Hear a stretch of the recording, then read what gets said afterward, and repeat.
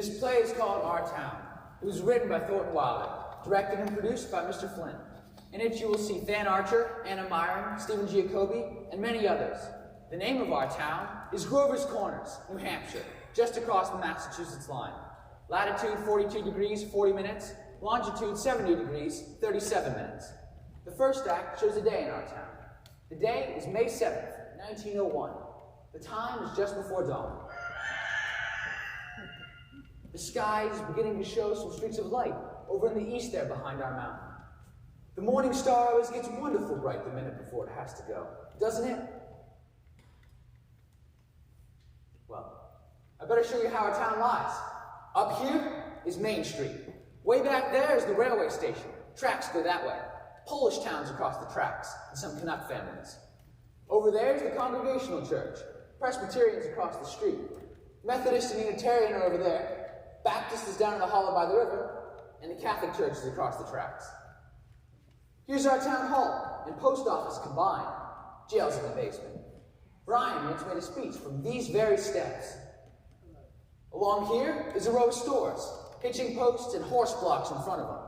First automobile is going to come along in about 5 years. Belonged to Banker Cartwright, our richest citizen. Lives in a big white house up on the hill. Here's the grocery store and Mr. Morgan's drugstore. Most everybody in town manages to look into those two stores once a day. Public school's over yonder. High school's still farther. 8:45 mornings, noon times, and 3 o'clock afternoons, the whole town can hear the yelling and screaming from those courtyards. This is our doctor's house, Doc Gibbs. This is his back door. And this is Mrs. Gibbs's garden. Corn, peas, beans, hollyhocks, heliotrope, and a lot of burdock. In those days, our newspaper come out twice a week, the Grover's Corner Sentinel. This is Editor Webb's house, and this is Mrs. Webb's garden, just like Mrs. Gibbs's, only a lot of sunflowers too. And right here is a big butternut tree. Nice town, you know what I mean? Nobody very remarkable ever come from it, as far as we know. The earliest tombstones in the cemetery up on the mountain say 1670 to 1680. They're Grovers and Cartwrights and Gibbses and Herseys, same names as are around town today. Well, as I said, it's about dawn. The only lights on in town are in a cottage over by the tracks, where a Polish mother's just had twins, and in the Joe Crowell house, where Joe Jr. is getting up to deliver the paper, and in the depot, where Shorty Hawkins is getting ready to flag at 5:45 for Boston. Naturally, out in the country, all around, lights have been on for some time now, what's with the milking and so on. But townspeople sleep late. So, another day's begun. There's Doc Gibbs coming down Main Street now. And here's his wife, come down to get breakfast. Doc Gibbs died in 1930. The new hospital's named after him. But Mrs. Gibbs died first. A long time ago, in fact. She went out to visit her daughter, Rebecca, who married an insurance man in Canton, Ohio. And she died there, pneumonia. But they brought her body back here. She's up there in the cemetery now, among a whole mess of Gibbses and Herseys. She was Julia Hersey, before she married Doc Gibbs in the Congregational Church over there. In our town, we like to know the facts about everyone. And here's Mrs. Webb, come down to get breakfast for her family, too. That's Doc Gibbs. Got that call for the baby case at 1:30 in the morning. And here's Joe Jr., delivering Mr. Webb's Sentinel. Morning, Doc Gibbs. Morning, Joe. Somebody been sick, Doc? No, her twins born over in Polish Town. You want your paper now? Yes, I'll take it. Anything serious going on in the world since Wednesday? Yes, sir. My school teacher, Miss Foster, getting married to a fellow over in Concord. I declare! How do you boys feel about that? Well, of course it's none of my business, but I think if someone starts out to be a school teacher, they ought to stay one. How's your knee, Joe? Fine, Doc. I never think about it at all. It's only, like you said, always tells me when it's going to rain. What's it telling you today? Is it gonna rain? No, sir. Sure. Yes, sir. You ever make a mistake? No, sir. I want to tell you something about that boy, Joe Crowell there. Joe was awful bright, graduated from high school here, head of his class. So he got a scholarship to Massachusetts Tech, graduated head of his class there too. It was all written up in the Boston paper at the time. Going to be a great engineer, Joe was. But then the war broke out, and he died in France. All that education for nothing. Get up, Bessie. What's the matter with you today? Here comes Howie Newsom, delivering the milk. Morning, Doc. Morning, Howie. Somebody sick? A pair of twins born over to Miss Goryaslowski's. Twins, eh? This town's getting bigger every year. Is it gonna rain, Howie? No. Fine day. That'll burn through. Come on, Bessie. Hello, Bessie. How old is she, Howie? Going on 17. Bessie's all mixed up about the route ever since the Lockharts stopped taking their quart of milk every day. Wants to leave him a quart just the same. Keeps scolding me the whole trip.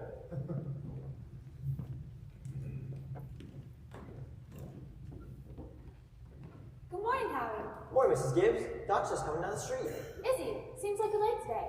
Yeah, something went wrong with the separator. Don't know what 'twas. Doc? Howie. Children, time to get up. Come on, Bessie. George, Rebecca. Everything all right, Frank? Yes, I declare. Easy as kids. Bacon will be ready in a minute. Sit down and drink your coffee. You can catch a few hours sleep this morning, can't you? Miss Wentworth's coming at 11. And I guess I know what it's about, too. Her stomach ain't what it ought to be. All told, you won't get more than 3 hours of sleep. Frank Gibbs, I don't know what's going to become of you. I do wish I could get you to go away someplace and get a real rest. I think it would do you good. Emily, time to get up. Wally, 7 o'clock. I declare, you've got to speak to George. Something's come over him lately. He's no help to me at all. I can't even get him to cut me some wood. Is he sassy to you? No, he just whines. All he thinks about is that baseball. George, Rebecca, you'll be late for school. George! George, look sharp. Yes, Paul? Don't you hear your mother calling you? I guess I'll go upstairs and get 40 winks. Wally, Emily, you'll be late for school. Wally, you wash yourself good or I'll come up and do it myself. Mom, what's the shall I wear? Don't make a noise. Your father's been out all night and needs his sleep. I wash and iron the blue gingham for you special. Ma, I hate that dress. Oh, hush up with you. Every day I go to school dressed like a sick turkey. Now, Rebecca, you always look very nice. Mama, George is gonna stop at me. I'll come up there and slap the both of you, that's what I'll do. We've got a factory in our town, too. Hear it? Makes blankets. Cartwrights own it and it brought them a fortune. Children, now I won't have it. Breakfast is just as good as any other meal and I won't have you gobbling like wolves. Put away your book, Wally. Mom, by 10 o'clock I've got to know all about Canada. You know the rules as well as I do. No books at table. As for me, I'd rather have my children healthy than bright. I'm both, Mama. You know I am. I'm the brightest girl in school for my age. I have wonderful memory. Eat your breakfast. I'll talk to your father about it when he's rested. It seems to me that 25 cents a week ought to be enough for a boy your age. I declare, I don't know how you spend it all. Oh, Mom, I got a lot to buy. Strawberry phosphate, that's what you spend it on. I don't see how Rebecca comes to have so much money. She has more than $1. I've been saving up gradual. Well, dear, I do think it's a good idea to spend some every now and then. Mama, you know what I love most in the world? Do you? Money. Eat your breakfast. Oh, there's the bell. Let's go.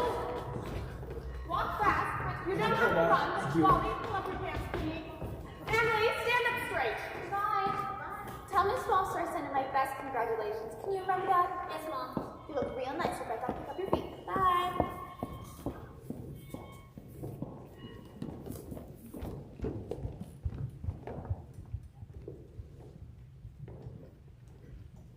Here, chick, chick, chick. Here, chick, chick, chick. No, not you. Go away, you. What's wrong with you? Fight, fight, fight. That's all you do. You don't belong to me. Where'd you come from? Oh, don't run away. No one's gonna hurt you. Good morning, Myrtle. How's your cold? Well, I still get that tickling feeling in my throat. I told Charles I didn't know as I'd go to choir practice tonight, it wouldn't be any use. Have you tried singing over your voice? Yes, but somehow I can't do that and stay on the key. While I'm resting myself, I thought I'd drink some of these beans. Here, let me help you. Beans have been good this year. I've decided to put up 40 quarts if it kills me. The children say they hate them, but I notice they're able to get them down all winter. No, Myrtle. I've got to tell you something. Because if I don't tell somebody, I'll burst. Why, Julia Gibbs. Here, give me some more of those beans. Myrtle, did one of those second-hand furniture men from Boston come to see you last Friday? No. Well, he called on me. At first I thought it was a patient wanting to see Dr. Gibbs. And he wormed his way into my parlor, and Myrtle Webb, he offered me $350 for Grandmother Wentworth's highboy. As I'm sitting here. Why, Julia Gibbs. He did. Why, that old thing, it was so big I didn't know what to do with it. And I almost gave it to Cousin Hester Wilcox. Well, you're going to take it, aren't you? I don't know. You don't know. $350. What's come over you? Well, if I could get the doctor to go away and take the money and go away and go on a vacation, I sell it like that. You know, Myrtle, it's been the dream of my life to see Paris, France. Oh, it may be silly, but I've been telling myself that if we ever get the chance... What did the doctor say about it? Well, I did beat around the bush a little and said that if I got a legacy, that's the way I put it, I'd make him take me somewhere. And what did he say? You know how he is. I haven't heard a serious word out of him since I've known him. No, he said it might make him discontented with Grover's Corners to go traipsing about Europe. Better let well enough alone, he said. Every 2 years he goes down to the battlefield of the Civil War, and that's enough treat for anybody, he says. Well, Mr. Webb just admires the way Dr. Gibbs knows everything about the Civil War. Mr. Webb's a good mind to give up Napoleon and move to the Civil War, only Dr. Gibbs, being one of the greatest experts in the country, just makes him despair. It's a fact. Dr. Gibbs is never so happy when he's at Antietam or Gettysburg. The times I've walked over those hills, Myrtle, stopping at every bush and pacing all out, like I was going to buy the place. Well, if that second-hand man's really serious about buying it, Julia, you sell it, and you'll get to see Paris all right. Just keep dropping hints from time to time. That's how I got to see the Atlantic Ocean, you know. You know, I'm sorry I mentioned it, only it seems to me that once in your life, you ought to see a place where they don't speak in English and they don't even want to. Thank you, ladies. Thank you very much. Now, we're going to skip a few hours. But first, we want a little more information about this town. A kind of a scientific account, you might say. So, I've asked Professor Willard of our state university to sketch in a few details of our past history here. Is Professor Willard here? May I introduce Professor Willard of our state university? A few brief notes. Thank you, Professor. Unfortunately, our time is limited. Grover's Corners. Let me see. Grover's Corners lies on the old Pleistocene granite of the Appalachian Range. I may say it's some of the oldest land in the world. We're very proud of that. A shelf of Devonian basalt crosses it with vestiges of Mesozoic shale and some sandstone outcroppings. But that's all more recent, 200, 300 million years old. Some highly interesting fossils have been found. I may say unique fossils, 2 miles out of town in Silas Peckham's cow pasture. They can be seen at the museum in our university at any time. That is, any reasonable time. Shall I read some of Professor Gruber's notes on meteorological situation, mean precipitation, etc.? Afraid we don't have time for that, Professor. Might we have a few words on the history of man here? Yes, anthropological data. Early Amerindian stock. Cotahatchee tribe. No evidence before the 10th century. Now entirely disappeared. Possible traces lie in 3 families. Migration towards the end of the 17th century of English brachiophilic blue-eyed stock. Since then, some Slavic Mediterranean. And the population, Professor Willard? Within the town limits, 2,640. Just a moment. Professor. Oh, yes indeed. The population at the moment is 2,642. The postal district brings an additional 507 more, making a total of 3,149. Mortality and birth rates constant by McPherson's gauge, 6.032. Thank you, Professor. We're all very much obliged to you, I'm sure. Not at all, sir, not at all. Thank you, Professor. And this way. Now, for the political and social report. Editor Webb. Oh, Mr. Webb. He'll be out in a minute. He just cut his hand when he was eating an apple. Thank you, Mrs. Webb. Charles, everybody's waiting. Mr. Webb is editor and publisher of the Grover's Corner Sentinel. That's our local paper, you know.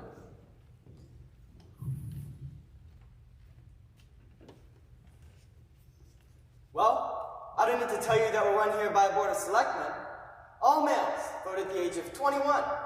Women vote indirect. We're lower middle class, sprinkling of professional men, 10% illiterate laborers. Politically, we're 86% Republican, 6% Democrat, 4% Socialist, rest, indifferent. Religiously, we're 85% Protestant, 12% Catholic, rest, indifferent. Have you any comments, Mr. Webb? Very ordinary town, if you ask me. A little better behaved than most, probably a lot duller. But our young people here seem to like it well enough. 90% of them graduated from high school, settled down right here to live, even after they've been away to college. Now, is there anyone in our audience who would like to ask Editor Webb any questions about the town? Is there much drinking in Grover's Corners? Well, ma'am, I wouldn't know what you'd call much. Saturday nights, the farm hands meet down in Elroy Green Stable in Hollersome, and we got 1 or 2 town drunks, but they're always having remorses every time an evangelist comes into town. No, ma'am, I'd say liquor ain't regular in the home here, except in the medicine chest. Right good for a snake bite, you know? Always was. Is there no one in this town aware? Come forward, will you, where we can all hear you. Yes, what were you saying? Is there no one in this town aware of social injustices and industrial inequalities? Oh yes, everybody is. Something terrible. Seems like they spend most of their time talking about who's rich and who's poor. Why don't they do something about it? Well, I don't know. I guess we're all hunting like everyone else for a way the diligent and sensible can rise to the top, and the lazy and quarrelsome can sink to the bottom. But it ain't easy to find. Meanwhile, we do all we can to help those that can't help themselves, and those that can, we leave alone. Are there any other questions? Mr. Webb, is there any culture, love of beauty in Grover's Corners? Well, ma'am, there ain't much. Not in the sense you mean. Come to think of it, there's some girls that play piano at high school commencements. Oh, but they ain't happy about it. No, ma'am, I'd say there isn't much culture. But maybe this is the place to tell you that we've got a lot of pleasures of a kind here. We like the sun, coming up over the mountains in the morning. And we notice a good deal about the birds. We pay a lot of attention to them. And we watch the change of the seasons. But those other things, you're right, ma'am, there ain't much. Robinson Crusoe, and the Bible, Handel's Largo, we all know that. And Whistler's Mother, those are just about as far as we go. As I thought. Thank you, Mr. Webb. Thank you, Mr. Webb. Now we're going to go back to the town. It's early afternoon. All 2,642 have had their dinners, and the dishes have been washed. There's an early afternoon calm in our town, a buzzing and a humming from the school buildings. Only a few bogies on Main Street, horses dozing at the hitching posts. You remember what it's like. Doc Gibbs is in his office, tapping people and making them say, ah. And here's Editor Webb, cutting his lawn. 1 man in 10 thinks it's a privilege to push his own lawnmower. No, sir, it's later than I thought. There are the children coming home from school already.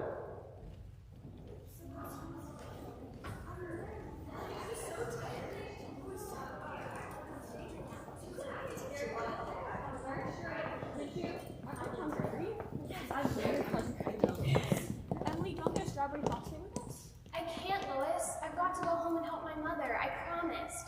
Goodbye.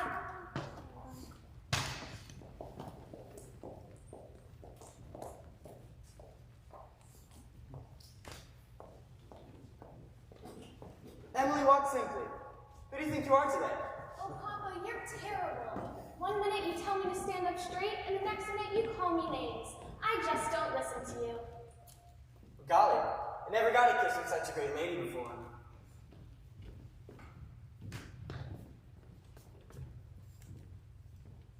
Excuse me, Miss Forrest. Go to play in the fields, young man. You have no business playing baseball on Main Street. Awfully sorry, Miss Forrest. Hello, Emily. Hello. You made a fine speech in class. Well, I was really ready to make a speech about the Monroe Doctrine, but at the last minute, Miss Corcoran made me talk about the Louisiana Purchase instead. I worked an awful long time on both of them. Gee, it's funny, Emily. From my window up there, I could just barely see your headlights when you work on your homework over in your room. Why? Can you? You certainly do stick to it, Emily. I don't see how you can sit that long. I guess you like school. Well, I always feel it's something you have to go through. Yeah. I don't mind it, really. It passes the time. Yeah. What do you say, Emily? We set up some sort of telegraph from your window to mine. And every once in a while, you can give me a little hint or two about one of those algebra problems. Oh, I don't mean the answers, of course. Just some little hint. Oh, I think hints are allowed. So if you get stuck, George, you whistle to me, and I'll give you some hints. Emily, you're naturally bright, I guess. I figure it's just the way a person's born. Yeah, well, you see, I want to be a farmer. And my Uncle Luke says whenever I'm ready, I can come work on his farm, and if I'm any good, I can just gradually have it. You mean the house and everything? Yeah. Well, thanks. I better be getting back to the baseball fields. Thanks for the talk, Emily. Good afternoon, Mrs. Webb. Good afternoon, George. So long, Emily. So long, George. Emily, come along and help me string some of these beans for the winter.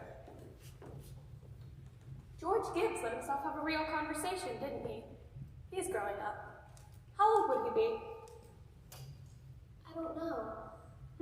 Let's see. He must be almost 16. Mama, I did a speech in class today, and I was very good. You must recite it for your father at supper. What was it about? The Louisiana Purchase. It was like silk off the spool. Mama, I'm going to make speeches my whole life. Mama, are these big enough? Try and get them a little bigger if you can. Mama, will you answer me a question? Serious? It's seriously, dear, not serious. Seriously, will you? Of course I will. Mama, am I good looking? Yes, of course you are. All my children have got good features. I'd be ashamed if they hadn't. Oh, Mama, that's not what I mean. What I mean is, am I pretty? I already told you, yes. Now that's enough of that. You have a nice, young, pretty face. I've never heard of such foolishness. Oh, Mama, you never tell us the truth about anything. I am telling you the truth. Mama, were you pretty? I was, if I do say it. I was the prettiest girl in town next to Mamie Cartwright. But Mama, you've got to say something about me. Am I pretty enough to get anybody? To get people interested in me? Emily, you make me tired. Now that's enough of that. You're pretty enough for all normal purposes. Now, come along and bring that bowl with you. Oh, Mama, you're no help at all. Thank you. That'll do. I'll have to interrupt again here. Thank you, Mrs. Webb. Thank you, Emily. I think now is a good time to tell you that Cartwright Interests have just begun building a new bank in Grover's Corners. Had to go to Vermont for the marble, sorry to say. And they've asked a friend of mine what they should put in the cornerstone for people to dig up 1,000 years from now. Of course, we're putting in a copy of the New York Times and a copy of Mr. Webb's Sentinel.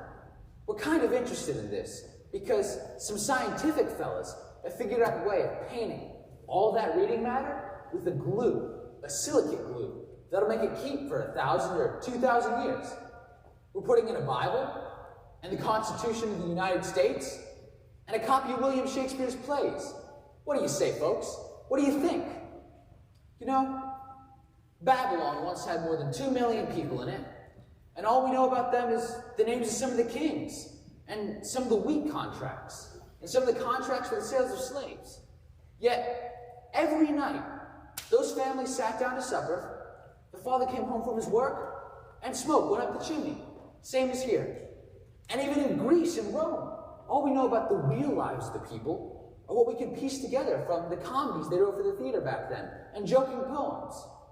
So, I'm going to have a copy of this play put in the cornerstone, so that people 1,000 years from now will know a few simple facts about us, more than the Treaty of Versailles or the Lindbergh Flight. See what I mean?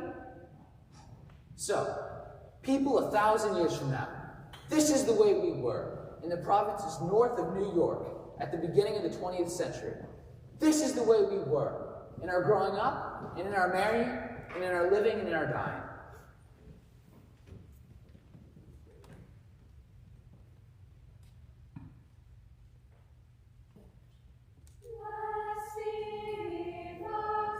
Well, a good deal of time's gone by. It's evening.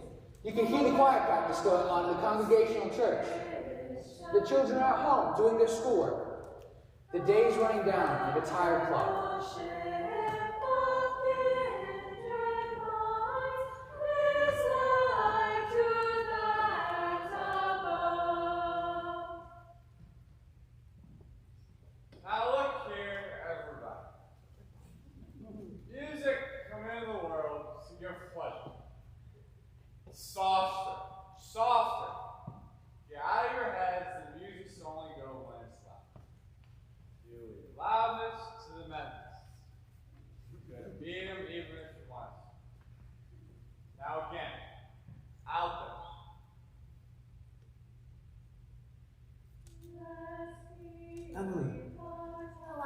Hello. My, isn't the moonlight terrible? I can't work at all. Emily, did you get the third problem? Which? The third. Why, yes, George, that's the easiest of them all. I just don't see it. Can you give me a hint? I'll tell you one thing. The answer is in yards. In yards? How do you mean? In square yards. Oh, in square yards. Yes, George, don't you see? Yeah. In square yards of wallpaper. Wallpaper. Oh, I see. Thanks, Emily. You're welcome. My, isn't the moonlight terrible? And choir practice going on? I think if you hold your breath, you can hear the train all the way to Kentucky. Hear it? What do you know? Well, I guess I better go back and try to work. Good night, Emily. And thanks. Good night, George. Before I forget, how many of you will be able to come in Tuesday afternoon and sing a Fred Durst's wedding? Show your names. That'll be fun. That'll be right nice. We'll do the same music we did at Jane Strobridge's last summer. Now we'll do Art Thou Weary, Art Thou Lame. It's a question, ladies and gentlemen. Make it pop.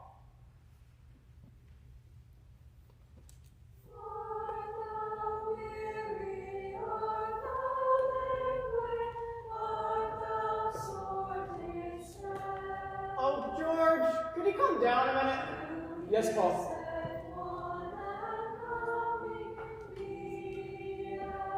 Take a seat, George. I'll only keep you a minute. George, how old are you? I'm 16, almost 17. And what do you want to do when school's over? Why, you know, I'll be a farmer on Uncle Luke's farm. You'll be willing, will you? Get up early and milk and feed the stock? And you'll be able to hoe and hay all day? Sure I will.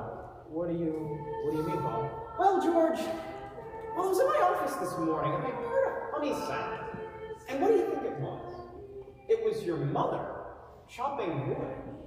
There you see your mother, getting up early, cooking meals all day long, washing and ironing. Yet still, she has to go out in the backyard and chop wood. I guess she just got tired of asking you. And yet, you eat her meals, and you put on the clothes she keeps nice for you. Then you go off and play baseball like she's some hired girl that we keep around the house, but that we don't like very much. I know all I had to do was bring your attention to it. Here's a handkerchief, son. George, I've decided to raise your spending money 25 cents a week. Not, of course, for chopping wood for your mother, because it's a present you give her, but because you're getting older, and I feel there's a lot you'll to spend it. Thanks, Paul.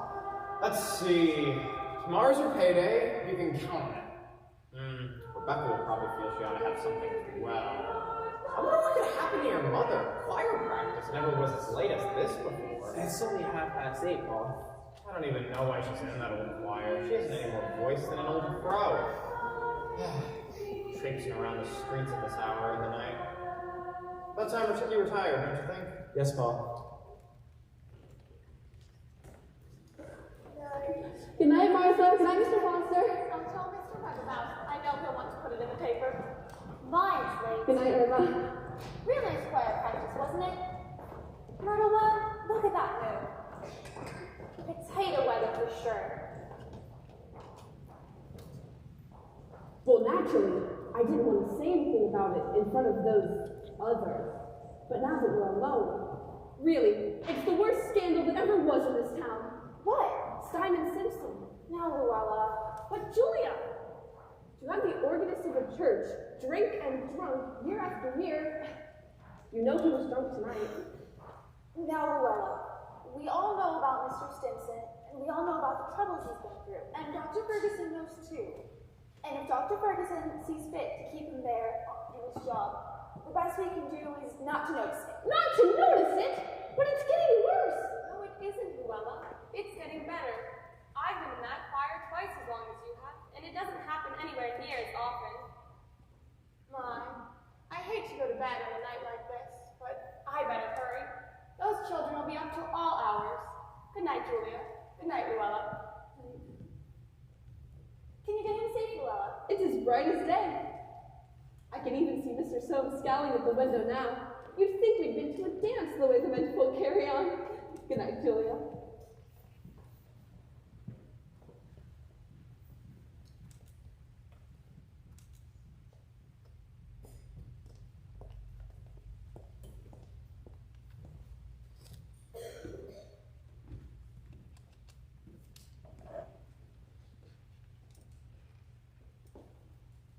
Well, we had a real good time.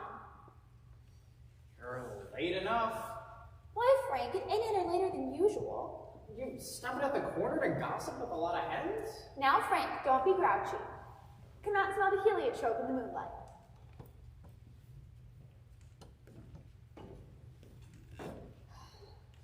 Isn't that wonderful? What did you do all the time I was away? Oh, I read as usual. What were the girls gossiping about tonight? Well, there sure is something to gossip about. Simon Stimson far gone, was he? Worst I've ever seen him. How's it gonna end, Frank? Dr. Ferguson can't forgive him forever. I guess I know more about Simon Stimson's affairs than anybody else in this town. I don't know how that'll end, but there's nothing we can do but just leave it alone. Come on, let's get in. No, not yet. Frank, I'm worried about you. What are you worried about? I feel that it's my duty to make plans for you to get a real direction and change, and well, when I get my legacy, I'm going to insist on it. Now, Julia, there's no sense in talking about that again. Frank, you're just unreasonable. Oh, come on, Julia, it's getting late. The first thing you know, you'll catch a cold. I give George a piece of my mind tonight. You'll have your wood chopped for a while anyways. Come on, let's get in.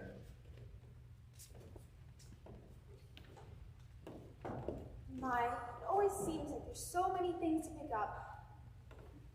You know, Frank, Mrs. Fairchild always locks her door every night. All those people up that part of town do. They're all getting citified. That's the problem with them. They ain't got anything fit to burgle, and everybody knows it.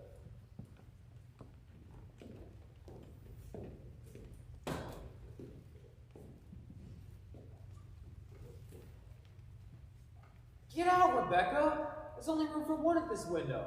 You're always spoiling everything. Well, let me look just a minute. Use your own window. I did, but there's no moon there. George, do you know what I think? Do you? I think maybe the moon's getting nearer and nearer, and there'll be a big explosion. Rebecca, you don't know anything. If the moon were getting near, the guys who sit up all night with their telescopes would see it first. And they would tell about it, and it'd be in all the newspapers. George, is the moon shining on South America, Canada, and half of the world? Well, probably is. 9:30. Most of the lights are out. No, there's Constable Warren trying a few doors on Main Street. And here comes Editor Webb, after putting his newspaper to bed. Good evening, Bill. Evening, Mr. Webb. It's quite a moon. Yep. All quiet tonight? Simon Simpson's still rolling around a little. Just saw his wife going out to hunt for saw I look the other way. There he is now. Good evening, Simon. Seems like the town settled down for the night pretty well.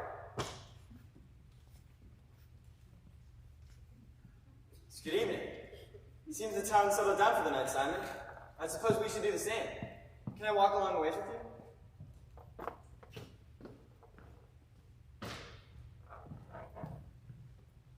Good night. I don't know how that's going to end, Mr. Webb. Yeah, he's seen a peck of trouble. One thing after the other. Oh, Bill, if you see my boy smoking cigarettes, give him a word for me, will you? He thinks a lot of you, Bill. I don't think he smokes those cigarettes. Leastways, not more than 2 or 3 a year. I hope not. Well, good night, Bill. Good night, Mr. Webb.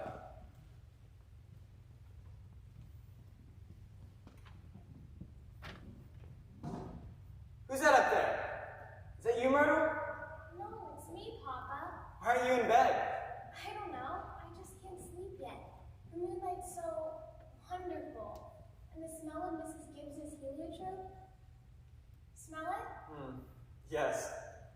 Having any troubles on your mind, have you, Emily? Troubles, Papa? No. Well, enjoy yourself, but don't let your mother catch you. Good night, Emily. Good night, Papa. I never told you about that letter Jane Cobb received from her minister when she was sick. Her minister wrote her a letter, and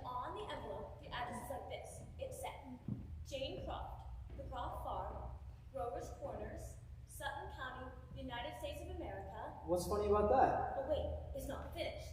The United States of America, the continent of North America, the Western Hemisphere, the Earth, the solar system, the universe, the mind of God. And that's what is on the envelope. What do you know? And the postman brought it just the same. What do you know? That's the end of the first act, friends. You can go and smoke now, those that smoke.